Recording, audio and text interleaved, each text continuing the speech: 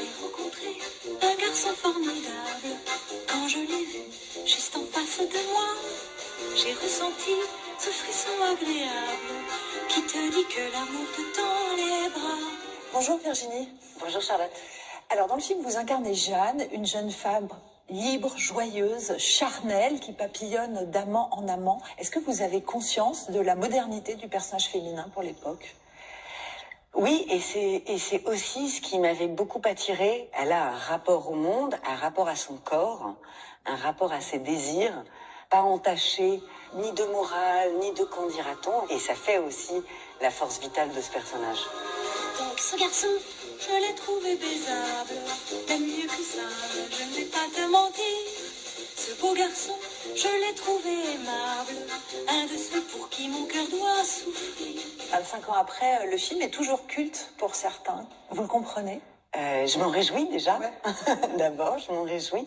Oui, je comprends parce que ça a été, Jeanne, un des tout premiers films qui a parlé du sida, qui à l'époque ne se soignait pas. On n'avait pas la trithérapie, ça faisait très peur. Donc de pouvoir parler du sida sous cette forme-là, et puis de pouvoir dire qu'on pouvait aimer quelqu'un qui avait le sida, que c'était des gens vivants, normaux, c'était pas de peau, ouais. Quand le docteur m'a dit que j'étais séropos, que cette maladie, je l'avais dans ma peau, dans mon sang, dans mes veines, cette putain de gangrène, je pensais je suis mort, je pensais je suis mort. D'abord j'y ai pas cru, je me suis fait des mensonges, je me suis drogué, j'ai bu, je voulais passer l'éponge, j'ai passé de ma vie cette voix qui me dit demain tu seras mort, demain tu seras mort. Ça a marqué les spectateurs à l'époque parce que c'était une autre lecture sur ce phénomène de société qui faisait peur.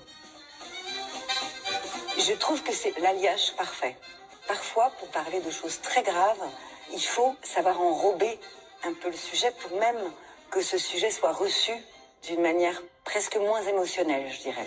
Tu rencontres un garçon qui t'aime et tu lui offres ton amour. Tu sais que ce ne sera pas sans problème, que ça durera pas toujours. Vous diriez que c'est un film militant ? Oui, je dirais que c'est un film militant, oui. Mais encore une fois, il est militant sans être dogmatique. Et c'est ce qui fait la grande force de Jeanne et le garçon formidable, je trouve. Tu me rappelles, je t'aime. L'amour, ça n'a jamais sauvé personne. Moi j'y crois, Pas moi. c'est dur de toi. C'est pas moi. C'est ma maladie. Vous vous souvenez de la dernière réplique du film ? Merde. Merci. Merci à vous. Alors, je vous assure, en 25 ans, le film n'a pas pris une ride. Il y a quelques petits marqueurs de l'époque assez rigolos. Les filles lisaient Cosmo, on payait en francs. Mais il y a toujours cet élan de la musique, du mouvement, parce que dans les rues de Paris, on marche, on danse, on manifeste aussi. C'est vraiment un film sur le plaisir d'aimer, le plaisir de vivre. Ils sont actuellement en tournée dans toute la France avec des petits bonus pour les spectateurs, parce que quitte à ressortir une comédie musicale, Ouais. figurez-vous qu'il y a des karaokés proposés Non. aux spectateurs. Ah non. Mais oui, ça non. vous tente ? Ah oui, Oh, Attends, non. allez, musique. Hein ? Regarde. J'ai rencontré un garçon formidable. Quand je l'ai vu, juste en face de moi. Je vous entends pas, Thomas. J'ai ressenti ce frisson agréable Qui te dit que l'amour